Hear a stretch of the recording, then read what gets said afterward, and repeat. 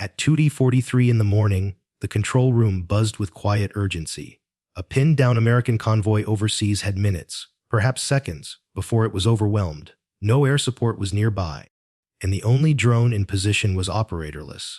Its primary controller had collapsed from heat stroke. All eyes turned toward the farthest corner of the room, where one woman sat quietly reviewing surveillance footage.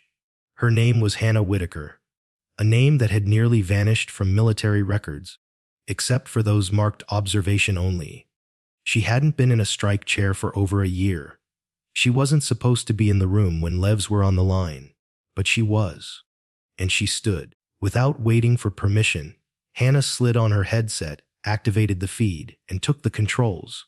There was a time when Hannah was one of the Air Force's most promising Black Hawk co-pilots. She'd flown combat missions through Kandahar sandstorms, navigated under fire, and evacuated wounded troops with steadiness and grace.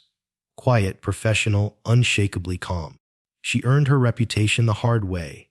Then came the crash. It wasn't pilot error, at least not officially. But when the helicopter clipped a ridgeline during a tight evasive maneuver, everything changed. She survived with only minor injuries, but the way she reacted afterward, shaky hands, a trembling voice, declining to fly the next morning, was all it took. The whispers started. She's fragile, too emotional, might break under pressure. They didn't court-martial her. They didn't ground her officially. Instead, they reassigned her. Silently, permanently. Determined not to walk away, Hannah requested retraining as a drone operator. She passed every exam with top marks, outscoring her peers, even outperforming instructors in simulations. But something about her still bothered command. She hesitated, not out of fear, but because she asked questions. Questions like, "Are we sure there aren't civilians inside that compound? Where do local kids play at this hour? Is that really a hostile or just a heat signature glitch?" To her superiors, that wasn't caution, it was weakness, indecision, hesitation. And in a world that favored rapid drone deployment and aggressive strike policy, Hannah's habit of pausing for 1 second too long got her pushed to the sidelines. They gave her low-priority observation posts. She spent months staring at dusty rooftops and empty roads, monitoring conversations that went nowhere, logging hours of silence. No one asked for her opinion. Few even addressed her. She didn't complain, she studied. At night, Hannah combed through hours of drone footage, recordings of failed strikes, botched missions, and tragic, collateral damage. She watched not just for targets, but for life. The way a child's shadow darted across a courtyard before an explosion, the flutter of a bird taking off seconds before impact, the flicker of red cloth that no one else saw. She wrote it all down, patterns, anomalies, rhythms of survival the algorithms missed. That night, when the tech burst into the control room in a panic, no one expected her to stand up. But Hannah did. Calmly, without a word, she stepped into the strike chair. "You're not cleared?" barked Colonel Green, entering with a scowl. "You're on indefinite non-strike status." "Then clear me," she said softly, "or let those men die." He stared at her, then at the feed, flashing heat signatures, static chatter, chaos. Finally, he gave a reluctant nod. "One shot. That's it." She took it. But first she studied. She didn't ask for coordinates. She didn't need confirmation. Her fingers danced across controls, flipping between thermal, multispectral, and infrared overlays. She filtered out everything that didn't belong. Children, animals, heat patterns inconsistent with military targets. She spotted the relay, a heat bloom exactly 6 degrees off the main combat cluster, tucked behind reflective shielding meant to fool drones. She calculated missile drop trajectory manually, factoring terrain distortion, wind drift, even satellite delay. No autopilot, no AI, just precision. The missile struck. The enemy command node was destroyed. No damage to surrounding structures. Civilians untouched. Zero collateral damage. The room went still. Analysts reviewed her footage. They couldn't believe what they saw. Every correction she'd made, every manual override, had been perfect. And it wasn't luck, it was skill. Word spread. Quietly at first. Then with urgency. Old notes resurfaced. Her simulation logs, annotated reports, warnings she'd issued about previous strikes. And one by one, those warnings proved accurate. The missions she had questioned, the ones they said she hesitated on, Many had resulted in preventable casualties. Suddenly, the label, too emotional, looked a lot like more aware than the rest of us. Some wanted to promote her. Others wanted her out of sight, afraid of what her methods revealed about their own failures. She declined the offers. She didn't act for attention. She acted because it needed to be done. They began calling it the Whittaker method in backrooms and training halls. Human-first targeting, emotion as data, not defect. Young operators started copying her style. Civilian casualty rates dropped. Strike precision increased. No ceremonies. Until one day, quietly, she was called into a secure room. No cameras, no reporters. Just a citation for redefining how war is waged by proving that empathy is not the enemy of precision. She stood, saluted, returned to her desk. No fanfare. Just another day. Another feed. Because for Hannah Whittaker, the mission was never about proving them wrong. It was always about doing what was right, especially when no one else would. While others clocked out at the end of their shifts and headed to the mess hall or caught a few hours of restless sleep, Lieutenant Emily Lawson stayed behind in the quiet glow of the drone control room. She wasn't waiting for praise, and she certainly wasn't looking to prove anyone wrong. Emily stayed because she believed what no machine could be programmed to understand, that human lives move in patterns, in rhythms, in ways that cold data never quite captures. She made a habit of downloading hours of archived drone footage each night. Successful missions, failed ones, and the murky, classified operations that had left more questions than answers. While others scanned for targets, she studied everything else.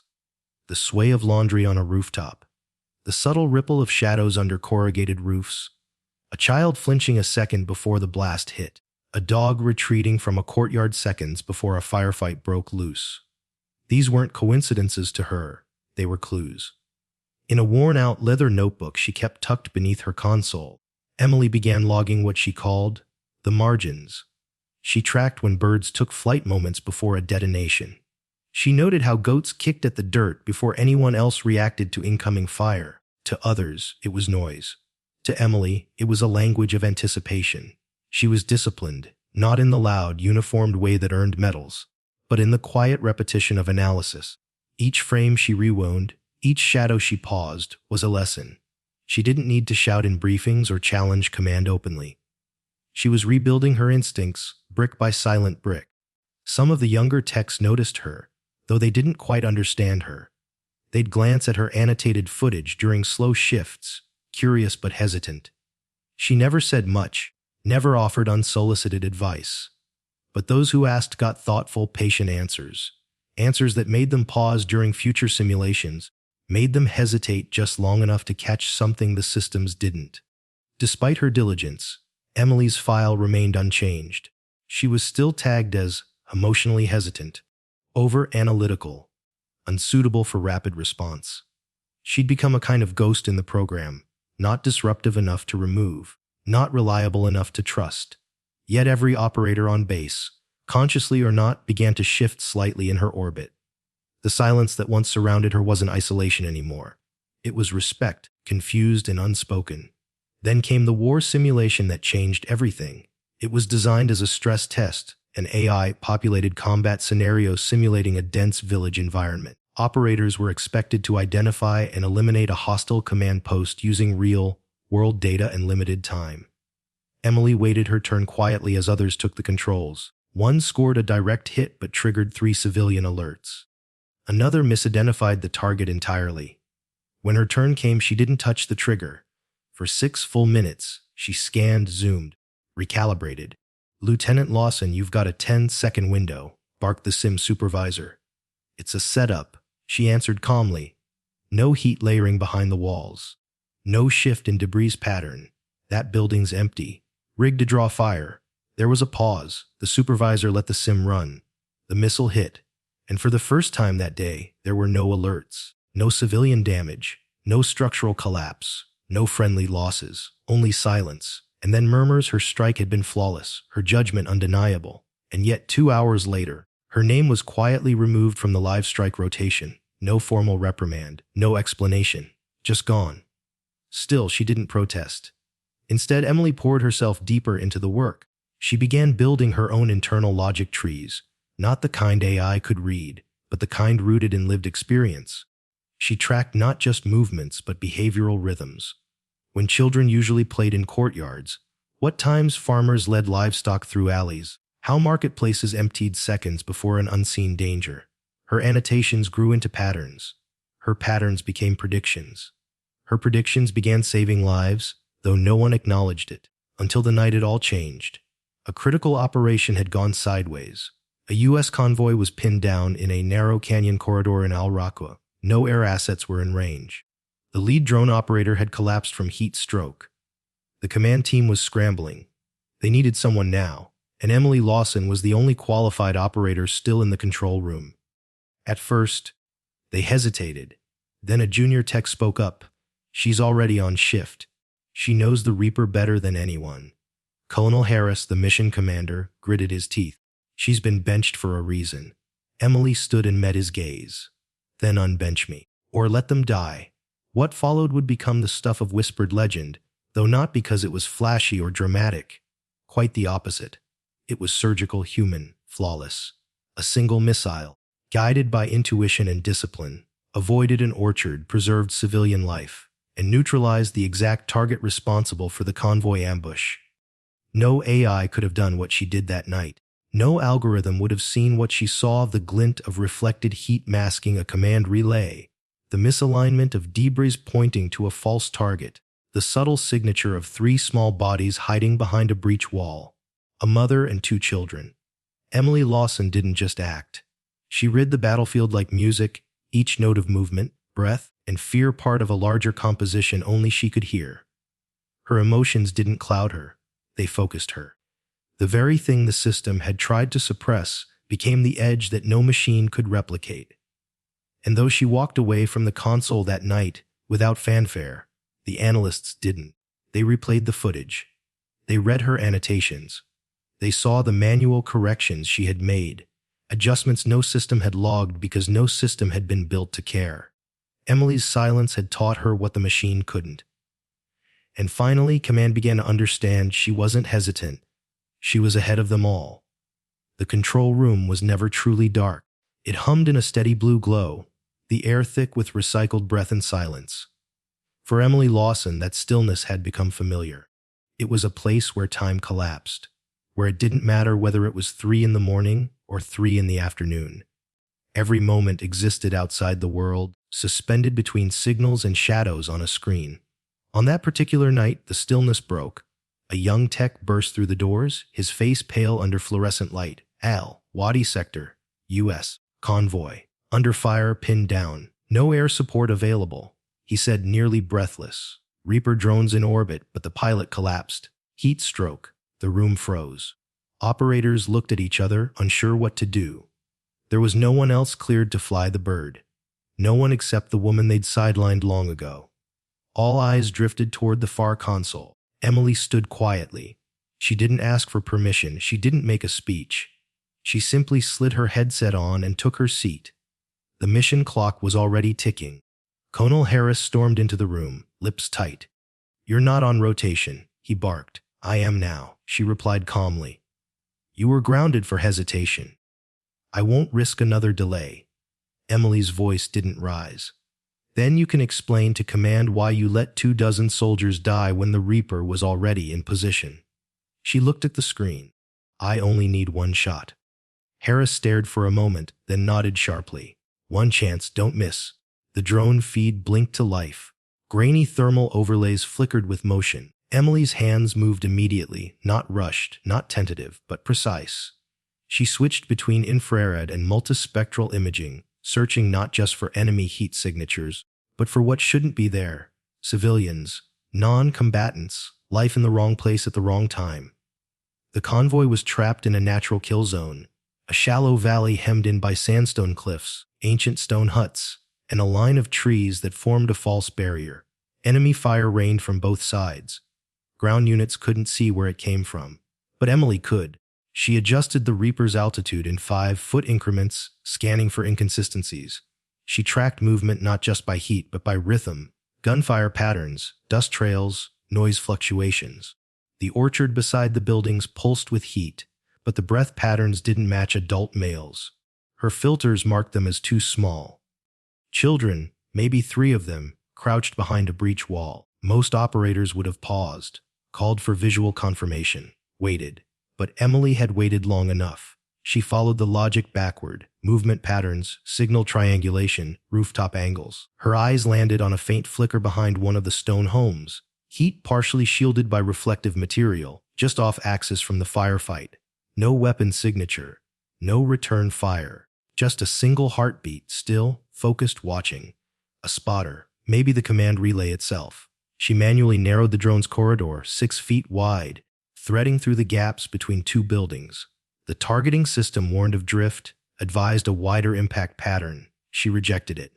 Machines could hesitate now. She could not. Emily toggled the final safeties, recalculated wind resistance, terrain distortion, even solar reflection. She made one last manual correction, something no automated system would ever dare, and pressed the trigger. No fanfare, no cinematic pause, just a flash. The feed pulsed once. Then silence. The structure remained intact. The orchard untouched. The children behind the wall unharmed.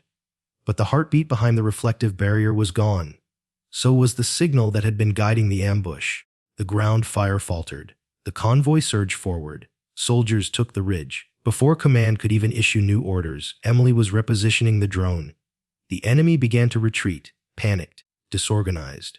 She tracked them, not by their body heat, but by their footprints in the dust, the heat trails in their wake, the chaos they left behind. She anticipated their escape route, curved the Reaper around to intercept. A second strike opportunity appeared. This time, the drone's system offered a safer, more conservative angle. Emily overrode it again, adjusting by 2 degrees to thread the needle between a school building and an old irrigation ditch. She waited, then fired. The explosion was tight, controlled. Not a single civilian harmed, no property destroyed, no misstep. Only the target neutralized with surgical clarity. In the control room, no one spoke. The younger operators stared at the screens. The older ones shifted uncomfortably. And Colonel Harris, he took a slow step forward. "Who," he said quietly, "taught you to fly like that?" Emily removed her headset. "Nobody did," she said. "I watched." Word of the strike didn't stay in the room. Within hours, it had moved up the chain. Analysts reviewed the footage, expecting algorithmic perfection. What they found shocked them more. Every movement was manual. Every override was intentional. Every correction was human. She had done what no system was built to do, made decisions with empathy, precision, and memory. They pulled her old logs, her notebooks, her simulations. The entries she'd written that no one had read. Warnings, insights, patterns missed by machine learning. One by one, her instincts were confirmed. Not just correct, but superior. And slowly, something shifted. Her name began to appear in high-level briefings. At first in whispers, then underlined in red, not as a reprimand, but as a reference. Her targeting method, once seen as cautionary and soft, was now being examined as doctrine. They began calling it Lawson-style precision. Human-first targeting. Machine in support, not the other way around. But Emily didn't bask in the spotlight. She didn't even look up from her console. The next day, she was there early. Same black coffee. Same quiet focus. Another feed blinked to life on her screen. No targets yet, just the pulse of another village waking up half a world away. She adjusted her chair, picked up her pen, and kept watching. Because when the moment finally came, she hadn't needed to rise to it. She was already ready. In the early hours after the precision strike, the command center remained eerily silent. Those who had doubted Lieutenant Aaron Callahan were now huddled in conference rooms, poring over flight data, desperate for answers. The initial assumption was comforting. Maybe it was just luck. Others leaned into a different theory. Perhaps it had been a perfect fluke of AI calculations. After all, the missile had threaded a needle between crumbling stone walls, bypassed a civilian orchard, and landed with surgical accuracy in a hostile stronghold. It was too perfect, too clean, and frankly, too human. So they pulled the logs, every feed, every frame, every digital breadcrumb the Reaper drone had recorded. They brought in systems engineers, analysts, even the AI developers who designed the drone's predictive targeting. If there had been a software miracle, they wanted to know. But there was no miracle. Every override was manual. Every adjustment was human. Every micro correction came not from code, but from Erin's fingertips. She had done what their most advanced targeting software couldn't. She saw what wasn't there. A gap in the heat signature. A rhythm in the chaos. A glimmer of reflection from behind a rusted metal plate. Where others saw only data, Erin had seen intent. Who the hell taught her to fly like that? One colonel muttered aloud in the review room. No one had an answer. Word spread up the chain with the quiet urgency reserved for classified anomalies. At first, it was hushed, just a name passed around like a riddle. But when someone traced her training records, they were stunned to find that Erin Callahan had no formal commendations, no major awards, and no place on any elite operations roster.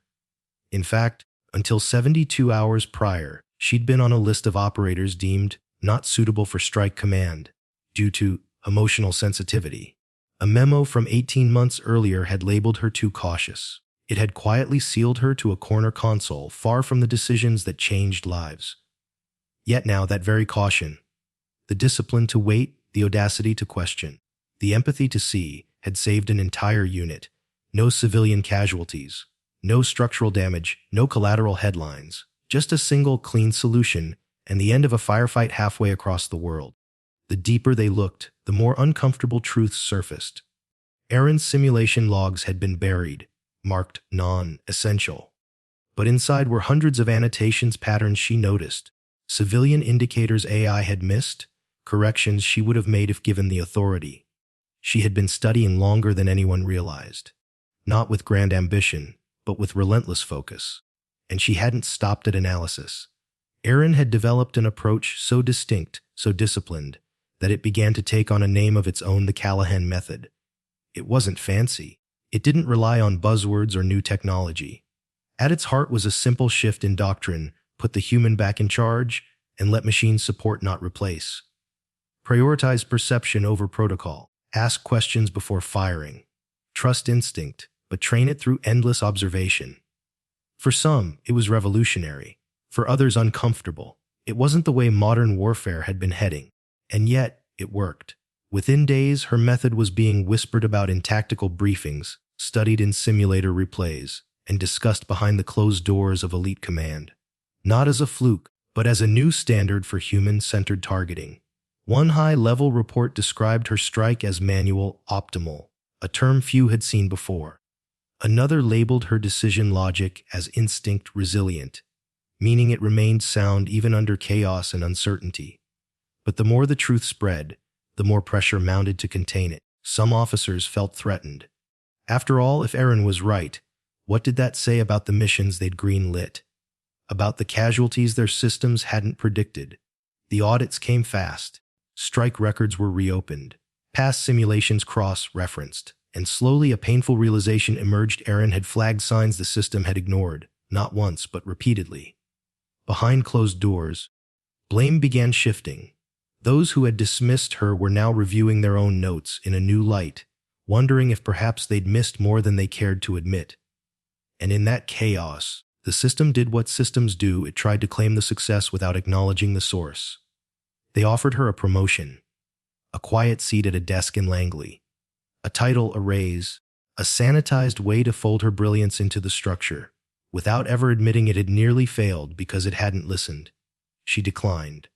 Not out of pride, not out of protest, but because Erin Callahan knew that if she stepped away, others like her would vanish all over again. The quiet ones, the observers, the emotionally attuned, the cautious minds who asked too many questions. She knew they needed a voice that wouldn't just echo from above, but sit beside them, a presence, a reminder. So she stayed. Same console, same hours, same silence. But now, her silence meant something different. It carried weight, and the air around her, once thick with doubt, now hung with quiet respect. Operators who once mocked her now leaned in when she spoke, if she chose to speak at all. Even the senior staff, though rarely admitting it aloud, began reviewing footage the way she did, frame by frame, looking for what wasn't there. It wasn't reform by announcement. It was change by gravity. Erin had shifted the center of the room without ever standing in front of it. She never claimed to be a hero. She didn't want medals or headlines. But in that space between war and wisdom, between hesitation and clarity, she'd proven something that couldn't be unlearned: human judgment. Tempered by care, sharpened by training, and grounded in empathy, could still outperform machines. And that was the most radical act of all. Lieutenant Erin Callahan could have left. After the mission, after the review boards, after her targeting method quietly redefined how strikes were analyzed across multiple theaters, she had every reason to pack up and move on. There were offers, promotions, even invitations to speak at military think tanks. One particularly high-ranking general suggested she help write the new doctrine on AI-assisted warfare. But Erin didn't want doctrine. She wanted diligence. She wanted accuracy. And more than anything, she wanted to make sure that no one with her instincts would ever be sidelined again. So she stayed. Not in protest, and certainly not for attention. She returned to the same seat, the same console, where she'd once watched the world turn and waited for a chance to matter. Now, her console was different, not in its wiring or screens, but in the way others treated it. When Erin was on post, the room moved differently. Voices were lower, conversations slower. Operators glanced at her not with judgment, but with quiet expectation. She still didn't raise her voice. But when she leaned forward, when she paused a frame, when she let her fingers hover over a playback clip, it meant something now. The others noticed. And more importantly, they learned. It started small. A young operator named Morrison lingered one evening after shift, clearly nervous. "Lieutenant," he said, "oh, did you know that one shadow wasn't a threat?" She didn't lecture, didn't run to the chalkboard or pull up a slide. Instead, she cued the footage, played it through slowly, asked him what he saw, what he missed, where the rhythm shifted. "It's not about seeing everything," she told him. "It's about noticing what changes when the world thinks you aren't watching." He stayed long past shift. The next day, he brought another junior operator, then two more. Before long, Erin wasn't just a quiet anomaly at the edge of the room. She was a mentor, an anchor. There was no formal training session, no syllabus, just her presence, her eyes, her stillness. What made her different wasn't that she knew everything. It was that she paid attention to what no one else did, and she made others want to pay attention too. In the months that followed, something subtle began to shift in the entire division. Operators didn't fire the moment a target lit up. They paused, not out of fear, but out of discipline. They studied more, asked better questions in briefings, and began noticing the kinds of anomalies Erin had spent years cataloging alone. The gut check that used to be dismissed as emotion started showing up in debrief reports with a new name: instinctive visual anomaly recognition. But Erin didn't care what they called it. She never asked for credit when civilian lives were spared. She didn't sign the internal papers that quietly adopted her methods. And when her name was referenced in new AI support design guidelines, she never brought it up. Her shift routine didn't change. Still black coffee, still hours of quiet footage, still pages of notes in her weathered notebook. Yet the room had changed. The silence around her was no longer isolation. It was respect. One evening, a new recruit stood behind her console longer than usual. When Erin looked up, he didn't speak right away. Finally, he asked, "How do you not let it all get to you?" She thought about it, then answered without looking away from her screen, "It does. But that's how I know I'm still human. Feeling it doesn't make you weak. It makes you responsible." That recruit later recalled that moment as the most important lesson of his career. He wrote it in his journal. Years later, when he led his own unit, he taught the same idea. Erin didn't know that. She wasn't tracking legacies. What she tracked were rooftops, thermal shifts, and signal bleed. What she noticed were dust patterns, heat shadows, and signs of life most drones would overlook. What she offered the world wasn't strategy, it was sight. And in a military culture that had long prioritized automation over observation, she reminded everyone of something essential: machines might process faster, but only people understand what they're seeing. Her refusal to chase rank or power became its own form of influence. In time, analysts began referring to certain strikes as having a Callahan fingerprint. Entire teams started reviewing missions the way she did, frame by frame, heat by breath, question by question. At the Air Force Academy, A new module was added quietly to the advanced targeting curriculum. Human, the Loop the Callahan case study. No photo, no speech, just a single sentence introducing the lesson. The most accurate strike of the decade was executed not by AI, but by a human who asked one more question. Even now, Erin sat at her station as she always had, unassuming, watchful, a quiet presence in a room that once doubted her. She didn't lead by rank. She led by example. And when she reviewed a mission clip, circled a detail others had missed, and pushed the notebook across the table, those who received it didn't laugh. They leaned in, because they understood something that took too long to learn. The one who watches longest often sees what saves the most lives. They once said she was too emotional for war. But by the time Command realized their mistake, it was too late to ignore the truth. Eleanor Mitchell hadn't just flown the most precise drone strike in a decade. She had rewritten the very assumptions upon which the system operated. At first, high-ranking officers thought her flawless mission was a fluke, either luck or advanced AI getting it right for once. But the more they looked, the more the illusion shattered. Every targeting decision, every course correction, every fraction of a second delay, it had all been done by hand. No autopilot, no algorithms, just one woman, her discipline, and a depth of instinct no machine could replicate. Analysts pored over the footage, expecting computer-driven precision. What they found was something far rarer: human judgment rooted in empathy and unshakable observation. She had read the battlefield like a story, spotting details the system never even logged. A faint heat bloom, a shift in wind, a hesitation in a shadow. Where others saw coordinates, Eleanor saw meaning, and where others saw targets, she still saw people. Quiet memos started circulating under secure channels. Her name, once buried in evaluation reports marked non-deployable, now appeared next to terms like manual override doctrine, Ray's method, and human first targeting. She hadn't just outperformed the system. She had become the argument for rethinking it entirely. The military, once obsessed with automation, had to take a step back. Her method proved that machines could assist, but never replace, the human element, and slowly, across briefing rooms and war colleges, a new philosophy emerged. Let the computer guide, but let the human decide. Still, Eleanor didn't gloat. She didn't step into the limelight. When offered awards and promotions, she quietly declined. Her answer was always the same: I'm just doing my job. Behind closed doors, though, her legacy began to reshape the doctrine itself. Simulations once designed to test aggression were rewritten to include empathy as a decision variable. Training programs began teaching young operators not just to press buttons, but to pause, to look again, to ask questions, to wonder what might be behind a wall or under a roof. She had made feeling part of the formula, and that was her greatest act.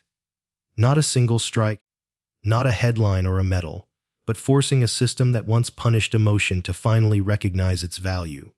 Emotion didn't make her weak. It made her see what the machines missed. For the first time in years, Command updated its evaluation criteria. A new line appeared in the protocol: human discretion advised in all AI-supported missions. And at the bottom of that page, in quiet font, a single footnote, inspired by LT Eleanor Mitchell. She never talked about it. She didn't need to. Her silence had always spoken louder than orders. And across bases, in the dim hum of control rooms, young recruits now looked up, not to shouting voices, but to the quiet woman who taught them how to see. In a world racing toward automation, where quick decisions and instant results are praised above all else, we often forget one timeless truth: real strength lies not in how fast you react, but in how deeply you understand. Eleanor Mitchell was never the loudest in the room. She never chased recognition. In fact, she was told she felt too much, that her heart had no place in a battlefield run by code and cold logic. But when everything was on the line, when lives hung in the balance, it was her heart that made the difference. Her careful questions, her deep observations, and her refusal to act without certainty saved not only her team, but changed how an entire military viewed war. You see, what they once called a weakness, emotion, empathy, hesitation, turned out to be her greatest strength. She taught us something we all need to remember. No matter what battlefield we face in life, empathy is not a flaw. It's a compass. Whether you're making life decisions, guiding a family, or leading others. Pausing to care is not a delay, it's wisdom, it's courage, and sometimes it's what saves everything. So today, let Eleanor's quiet strength be a reminder. You don't have to shout to be heard. You don't have to fight to be strong. And you don't have to silence your emotions to do something extraordinary. What about you? Have you ever been told you emotional? Have you seen empathy make a difference in your life or someone else's? Share your story in the comments. You never know who might need to hear it. And if you believe stories like Eleanor's deserve to be told, stories that honor the quiet heroes, the watchers, the feelers, the ones who make the world safer by caring, then please subscribe to the channel. Help us keep these voices alive. Because sometimes, the most powerful stories aren't the loudest. They're the ones that stay with you.